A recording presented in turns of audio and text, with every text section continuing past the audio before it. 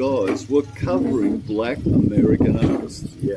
Jimi Hendrix became famous overseas. He did in London, absolutely. He didn't become famous in America. No. Only after going there and become famous. Absolutely. He came back. Yep. And you know who brought him to England was Chas Chandler from the Animals, Eric Burden. He was the guy that brought him to London and said, you all got to come and see this guy play a guitar. Mm-hmm. And Eric Clapton, everybody went, that's it, throw the guitar away. Yeah, I just finished reading the Beatles, 1966. Wow, love that. Yeah, which was a turning point in their career. Yeah. When Yoko Ono came on the scene and everything, George Harrison started going to India and all that. They all did, and they talked about seeing when they brought him to London. It was a special performance. Yeah. And John Lennon was talking about it just blew everybody away. They said when he finished playing his guitar, he turned the reverb or something up and just left it, hit a note and just left the guitar there. Yeah. And nobody ever seen anything like that before. Yeah, that's right. And he's a perfect example. When he was in America, he played with Little Richard. He was in Little Richard's backup band. Yeah. Who is one of my great heroes. I just absolutely love Little Richard. So what, you said you were a DJ? Yeah. Is that your DJ? That's radio.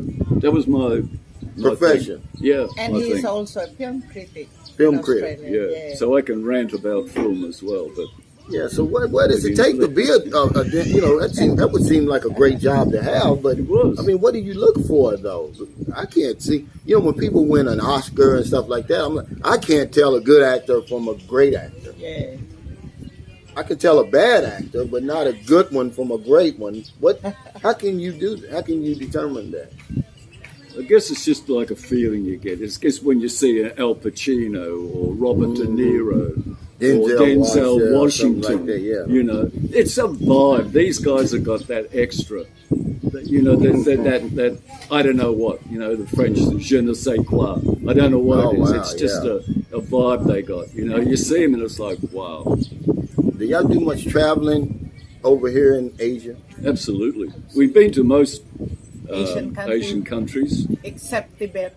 Haven't been to Tibet, and you asked me that question. We were talking off camera about that, and I the number one reason we haven't been there is because Julie has problems with altitude sickness. Oh wow! Right? Yeah. We got a bit of a scare. We went deep into the Himalayas years ago, right up into the northwestern frontier, which is like amazing.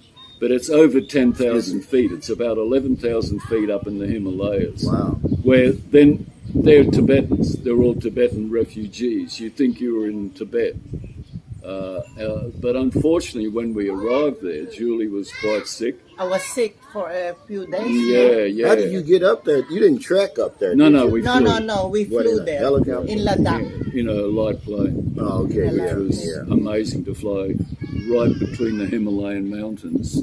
Oh, man. You look out that window, Himalayan mountains. Look out this window, Himalayan mountains. And then you land in one of the most dangerous airports in the world. For that reason, you land right there. Yeah, wow. And it's a out-of-this-world experience. But unfortunately, as we said, Julie got sick there. So, Machu Picchu in South America, probably never make it. Tibet, probably never make it. But we've seen a lot of countries. Hong Kong, Thailand, Singapore, Vietnam, Bantayan Island. Yeah. I think we nearly finished Asia. No? Yeah, we've been to all the major. We've been to some Western countries. We've been to Europe twice. Yeah. We've been to the States. We've been to Canada, Morocco, Mexico. So y'all lived a full life. Yeah. And we can tell people how we travel, but you just use it as a template to create your own universe. Don't try and do what we do, because like we do things like we have magical mystery tours. That's the one where you pack a bag and you go to the airport and you look at the board and you see, oh, there's a flight to Sikihor at 1:00. will buy a ticket. Oh, wow. Yeah, we do that all the time. Here in the Philippines, especially. Yeah. How did y'all end up in Bantayan Island? Because you live way up in Manila. Yeah. Is this something that somebody referred you to? This is easy. Well, see, I do the research. That's my department. Julie's in charge of food and accommodation. Food and accommodation. Oh, right. Wow, yeah. So it's been a while now. How did we get here? I think I just read about it, saw photographs, the usual thing. Beautiful, isn't it? Yeah, beautiful. But I got to say that if you think this is really beautiful and tropical, the further you go to the other islands, it's even more so. They're a bit more remote, like Camotes Island, Malapascua Island. This is all in Cebu Island only.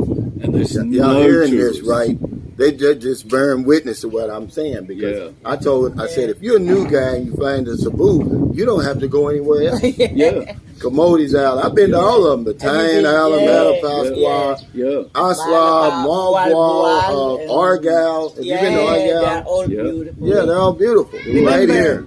There's 7,105 islands of the Philippines, and they are all beautiful. And they all look like that. And so far we have seen nearly 100. Oh, not that many. How often do y'all travel, though? Huh? How often? Maybe once or twice a month or something? No. Not that In much. the Philippines, it's like in spur of the moment. Is it? If we see a cheap ticket. Yeah. Immediately. Grab it, yeah. That's the beauty of being retired. Ooh, there is a special cost like $20 to go to Siargao. Come on, buy the ticket, and immediately I pack my bag. Let me ask you something. We talked about this off camera too, but I want my viewers to hear this, because you said you went to Australia 50 years ago, right? Yeah. And we talked about they had stopped Asians from coming to Australia. Yeah. Talk about that. What was that like? It wasn't easy. It wasn't. What was you called it something? Okay, now White Australia policy. White Australia policy. Calvin, let me say what changed everything was the Vietnam War.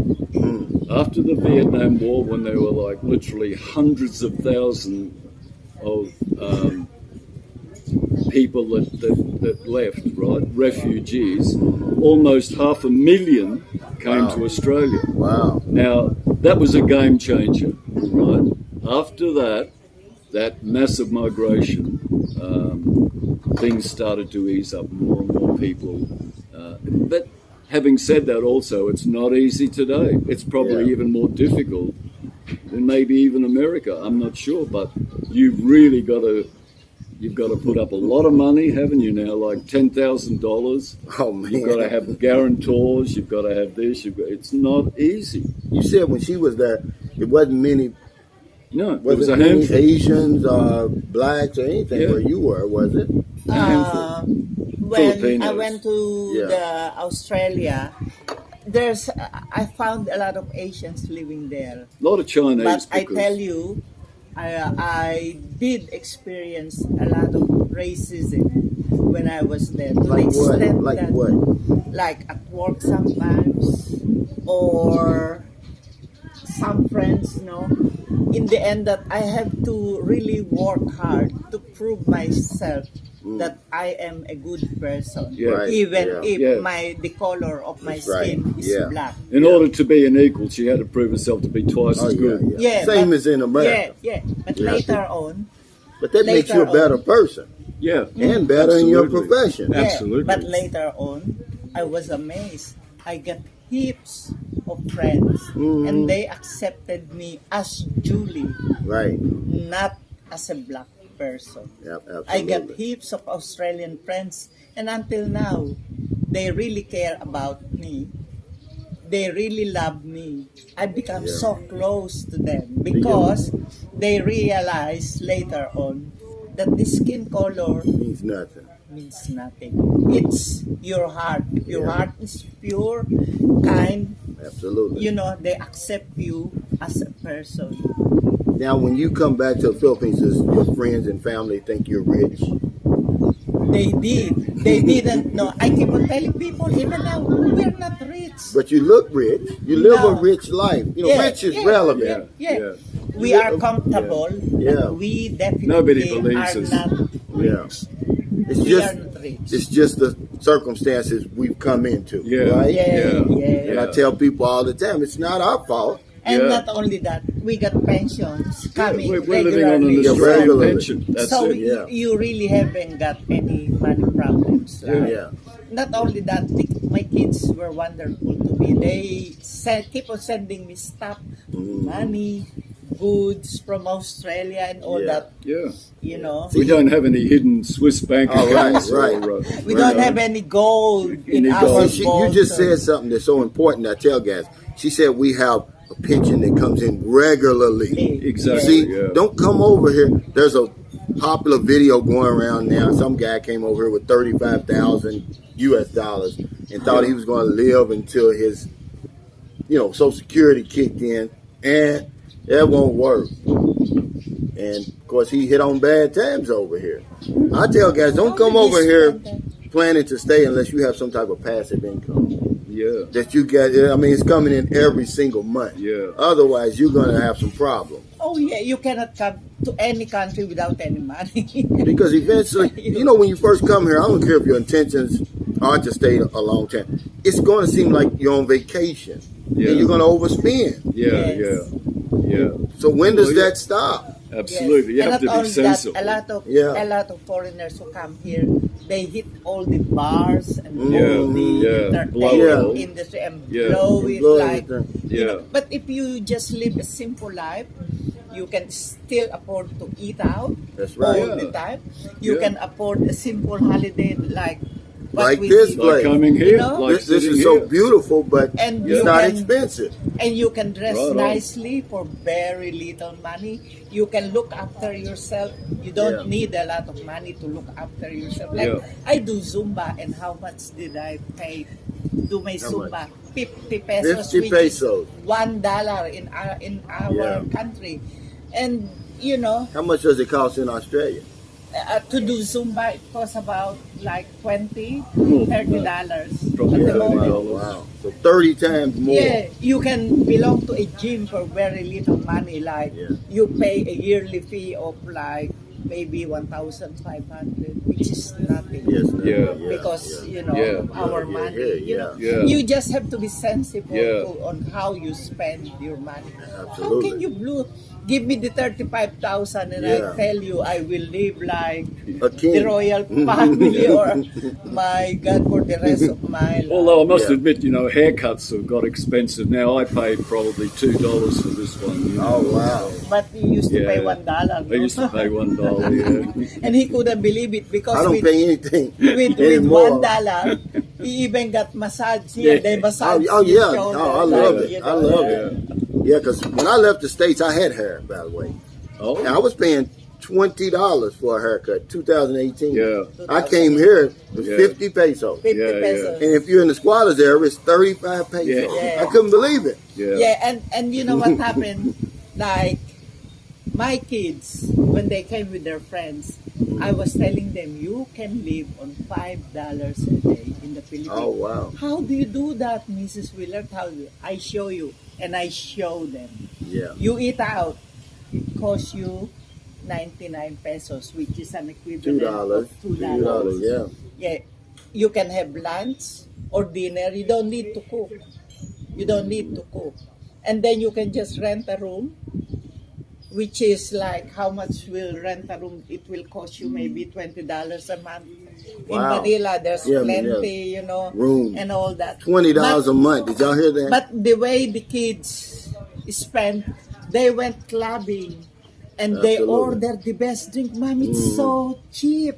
They got all the, I don't understand drink because I don't drink. They order all this Glenfiddich. All that.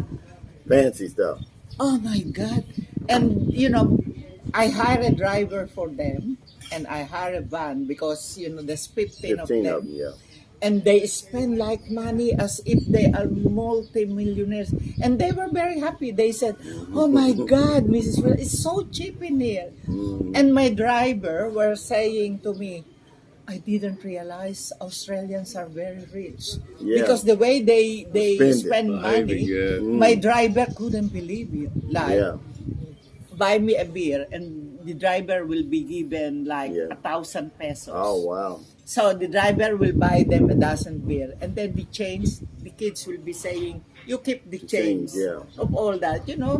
So you can easily blow your money too if you spend like that. But if you live like how we live, simple. Yeah, we don't want for anything. We're not pining for something we haven't got. No, that's right. No, really. No, but we are not live rich, like a king. but we live nicely. They eat beautiful food. I'm rich over here compared to my lifestyle in America. I own my home over here. Straight out and clear. You would be rich in America if you did that. If you have a house there. Rich is relevant, you know, but am I wealthy?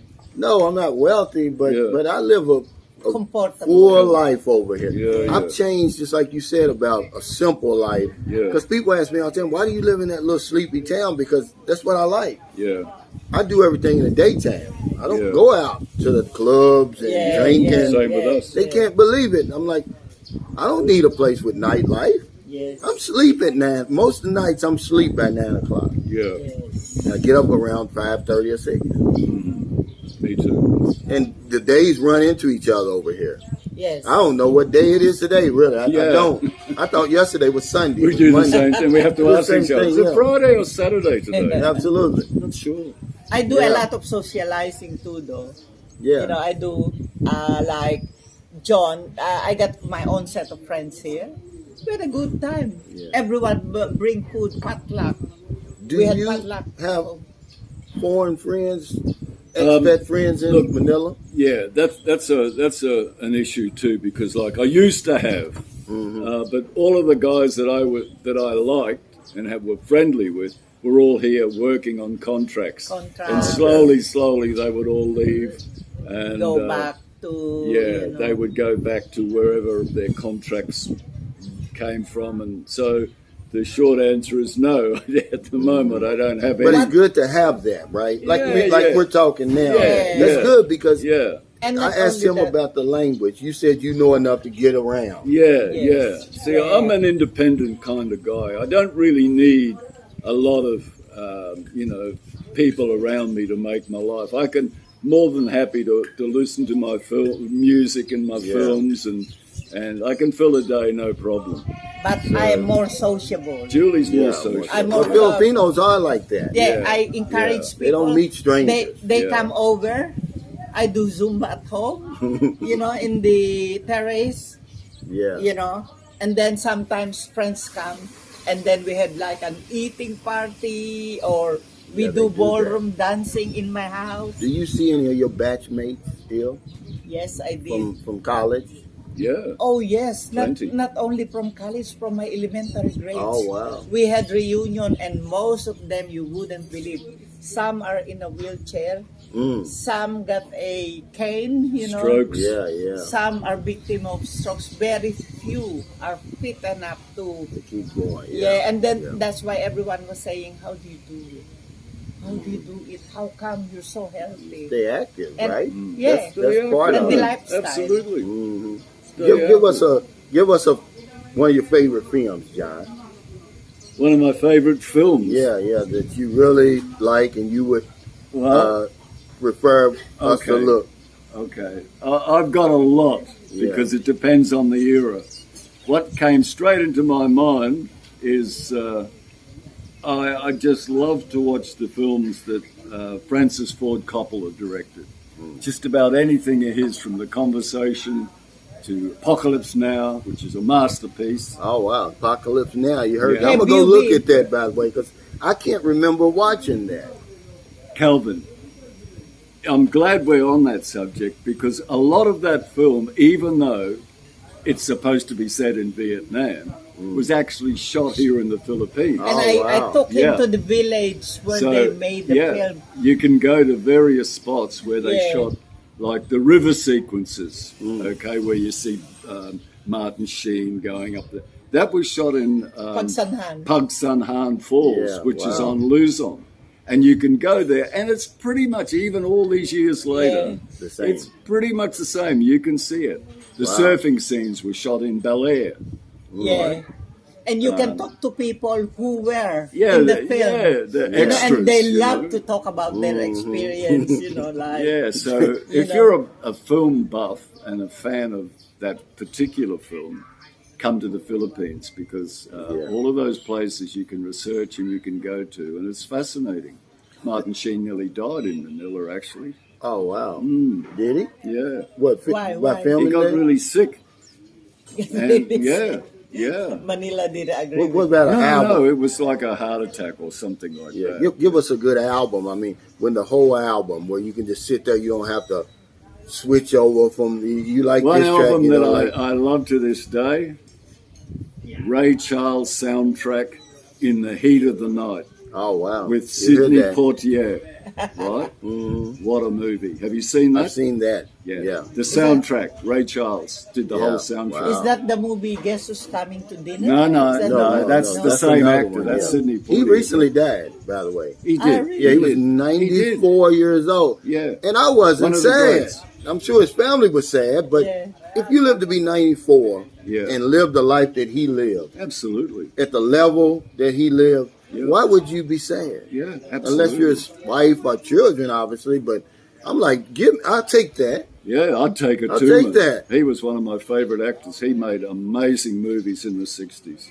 Yeah, he was like a pioneer, wasn't he? Absolutely. Yeah, he was a great actor. Now, one of the greatest scenes of all time is when Rod Steiger, who's the white Southern cop, right? Yeah. And Sidney Poitier comes, he's the urbane intellectual cop from New York. And of course they clash, right? And then there's the favorite line he says to, they call me Mr. Tibbs. Yeah. So anyway, that's what. But I want to thank y'all so much for your time again, because I could talk to y'all forever. Yes. I mean it. And I'm going to come up to Manila because guess what, guys? You're welcome. Remember, To stay with us. I'm building the guest house for my subscribers, free of charge, right? Oh. So then I meet this beautiful couple yesterday. Don't you know they told me you can come to Manila and stay with us for free anytime you want to. That's how the universe works. Yes. In my opinion. Yes. See, you attract, you don't get what you want, you get what you are. Yeah. That's what my mother used to tell us. Yeah. Yes. Every soul attracts its own. Yeah. Yes. See, because my girlfriend, she's worried about the guest house. Oh, you're going to get some weirdos over here. I don't attract those type of people. Yeah, Yes. you won't. Every person that's come to visit me, John, in San Carlos City, has been just absolutely amazing individual. Great. Well, I hope we're invited as well. Absolutely. Yes. Anytime you're in there going to Bacala, I just come to San Carlos. Cool. I've got a nice little guest house. It should be done in the next few days. Yeah. Aircon, free cable, Yeah. internet. You can listen to your music on your phone for free. Yeah. Microwave, refrigerator, the whole 9 yards. Yes. It's not very big. It's 3 meters wide by 5 meters long. Yeah. Listen, Yeah. we come not because of the house. We come because of you. Yeah, well, Because thank we you. like you as a person. Well, I appreciate it. You know. Give us something. I'm gonna give you y'all the last word. Give us something to the new man and woman who's interested in coming to the Philippines. Let me tell everyone the myth that the Philippines is so dangerous and you wouldn't enjoy coming here. Well, all I can tell is the Philippines is now safe. You can come for very little money. You can live like a king or a queen here. That's right. You know, the Filipinos are very hospitable people. They welcome foreigners. Yeah. They welcome Yeah. everybody will welcome you with a smile. Yeah. And everybody is there to please visitors. We love visitors to come to Manila. And there's just one thing. Yeah. Behave yourself, okay? Yeah, absolutely. Yeah. Don't don't do things you're going to upset people. You know what that means. Oh, wow. Just behave yourself. You'll have a wonderful time. Yeah. And another great record, Miles Davis, Kinda Blue. Kinda Blue. Yeah. I watched his documentary on Netflix. This guy, he lived his life. Absolutely. Even though he died young, fairly young. Yeah, he was, yeah. Yeah, he lived his life, the way he wanted to. That's right. And, and he left a legacy that'll be there in 1,000 years. Yeah, absolutely. Absolutely. What was it about him that made him special like that? Because there's a lot of trumpet players and everything like that. He changed the sound. He changed the course of modern music, right? Yeah. He did it 5 times, not only once. Wow. When he was barely a teenager, he came up. He couldn't play like he said. He can't play like Charlie Parker and Dizzy Gillespie. That's too far out. He could not. He had to come up with a different sound, the muted sound, the more what they call the modal sound. And he got in with a white guy, Gil Evans, and they wrote this music, right? And that was the birth of the cool, right? And then it changed. That was the first big change in modern music. Was the birth of the cool. Yeah. So he was a genius. Yeah, I like reading about people like that. Yeah, extraordinary people like him. Yeah, yeah. Elvis, even though I'm not a big fan of Elvis, but he was so extraordinary. Yeah, I loved Elvis. I read his book. I love his music. Yeah. He was a humble sort of guy. Who are bigger than life like that. There's a fantastic, you must find it. I'm pretty sure it's still on YouTube. John Lennon and Elvis Presley acoustic, just with guitars, the two of them sitting down. You could see Lennon was just so much in love with Elvis, and Elvis was so gracious. Oh, thank you, man. Oh, thank you. Oh, that's mighty kind of you, John. Thank you, sir. That's how Elvis was, and he was doing a few of his songs. Oh, I haven't sung that song for a long time. Come on, Elvis. That's my favorite. Yeah, Elvis. Fantastic. They're both on acoustic guitar. Yeah, so thank y'all so much for stopping by. Again, thank you, John and Julie. Yeah. I really appreciate it. If you're in America, it's getting late. Before you let your head hit the pillow, please find somebody to intentionally help. You're on one of them late grocery runs, beer runs, weed runs, because weed is legal in America. Is it legal in Australia? No. Not yet. Not yet. Not yet. Maybe in Canberra, but that's all, You're on your lunch break, and you see somebody in the street or wherever you see them, buy them something to eat, buy them something to drink, give them a few dollars. If you're in the Philippines, what time is it? It's early. It's about 8 a.m. or something. Something like that. We have the whole rest of the day to find somebody to help. Yeah. There's no excuse not to help somebody over here. Yeah. It's not a day that goes by I don't help somebody, John. And my mother used to tell me, you give in these hands, something comes That's in right. the other hand. Because if I don't know anything else, I know this one thing for sure, Miss Julie, just like you said. When you help other people, you help yourself. Yes. Yeah. And you feel happy. That's right. You feel happy. And maybe you'll end up with a really terrible day like we've got behind us. Absolutely, yeah. The sand is so white you can't hardly even get a view in here. Yeah. Yes. And look at that blue, my God, it's dazzling, Yeah. You need to wear sunglasses. So these are the downsides of the Philippines, The Philippines. You don't know what day it is. Yeah, you're just happy all the time. You're just happy. I hate being happy, don't you? Yeah. Take care. Stay safe. Stay COVID free. I'll see you next time. Yeah. See you. Nice. Bye. Nice. Yes.